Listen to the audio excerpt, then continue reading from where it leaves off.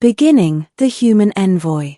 The first time I met Empress Virelth of the Thalorian Empire, her palace shimmered like liquid silver, suspended above the planet's endless ocean. Every surface pulsed faintly with life.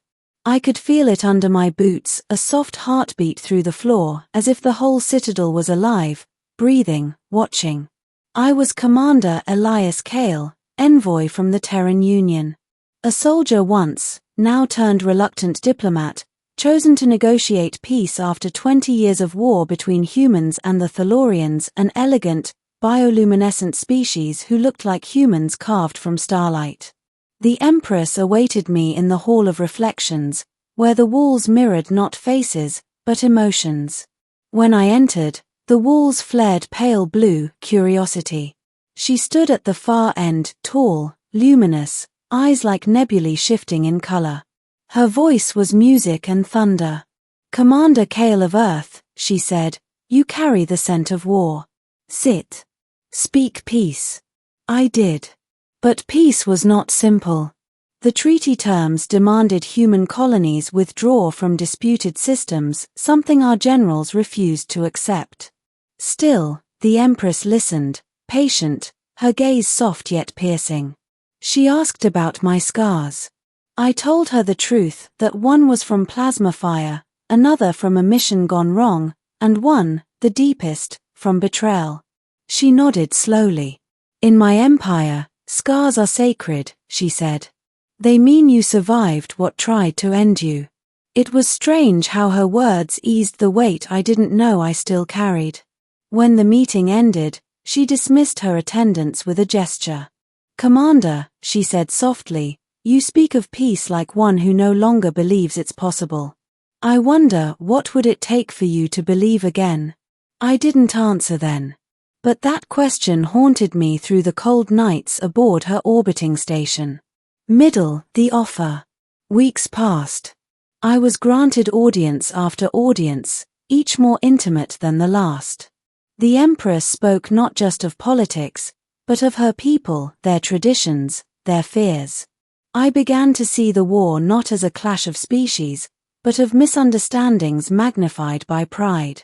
In time, she invited me to see the heart of Thala, the living core that powered her empire. It was a colossal crystalline entity, pulsing like a star trapped beneath glass. When we stood before it, she said, "This crystal remembers every ruler before me. It knows loyalty, betrayal, and love. It hums differently when it feels something pure." And then she stepped closer. So close that her light brushed my skin like warmth. "Tell me, Commander Kale, what do you feel when you look at me?" I hesitated. Diplomats don't answer questions like that. But I wasn't just a diplomat anymore. "Conflict," I said finally. "Because I came here to end a war, and I don't know if that's all I want anymore." She smiled, faint and knowing. "Honesty. Rarer than victory." She turned away, her gown rippling like liquid starlight.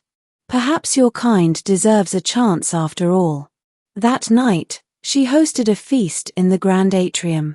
The air shimmered with floating orbs of bioluminescence, alien music hummed like the ocean.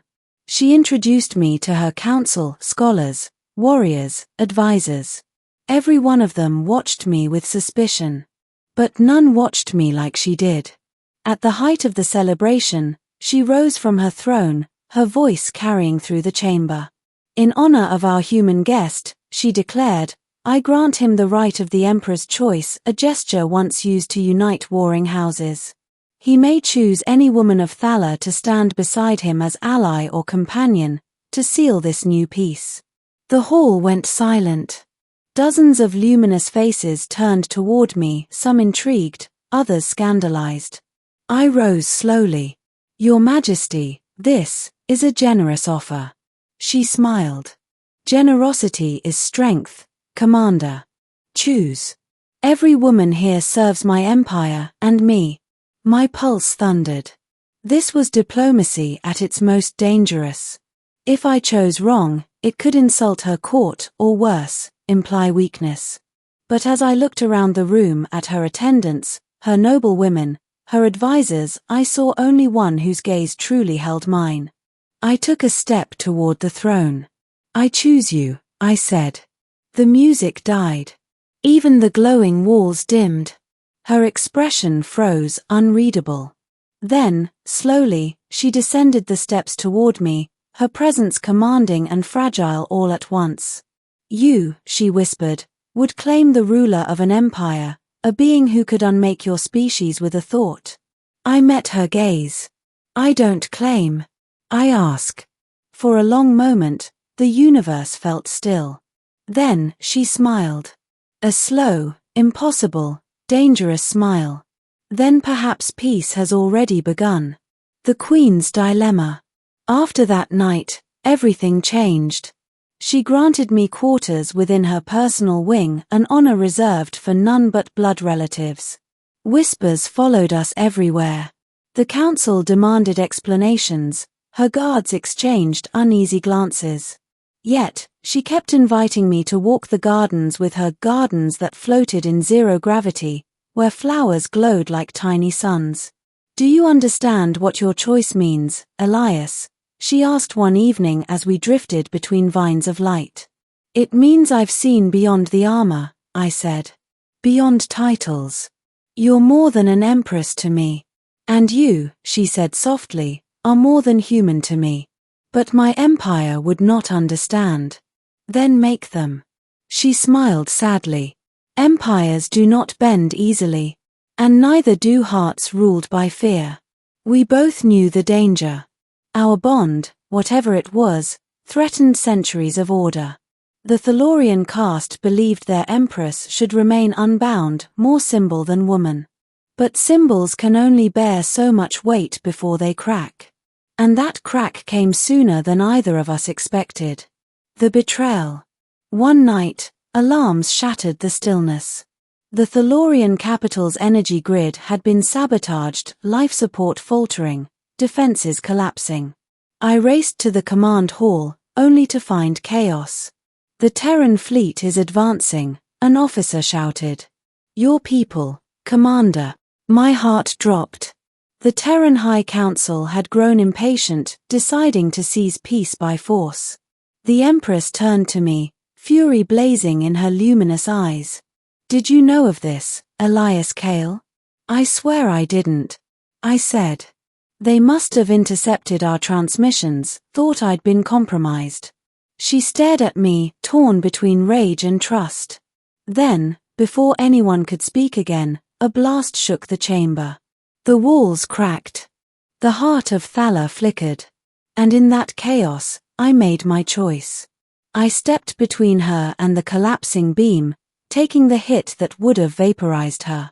The shockwave hurled me across the floor. Pain seared through my side. When I opened my eyes, she was kneeling beside me, her hands glowing faintly as she tried to heal the wound. "Why?" she demanded. "Why would you sacrifice yourself for me, human?" I managed a weak smile. "Because I didn't choose peace for the sake of Earth. I chose it for you." Something broke in her expression then, not anger, but something deeper. Her light dimmed, soft and trembling. She pressed her forehead to mine. "Then I will protect you, even from your own kind." Ending the choice that changed everything. The Thalorian fleet met the Terran armada above the planet. 4 hours, the skies burned. I watched from her command deck, my body patched with her healing light. She stood beside me, radiant and resolute. "Your people come to claim what they don't understand," she said. "Shall I destroy them?"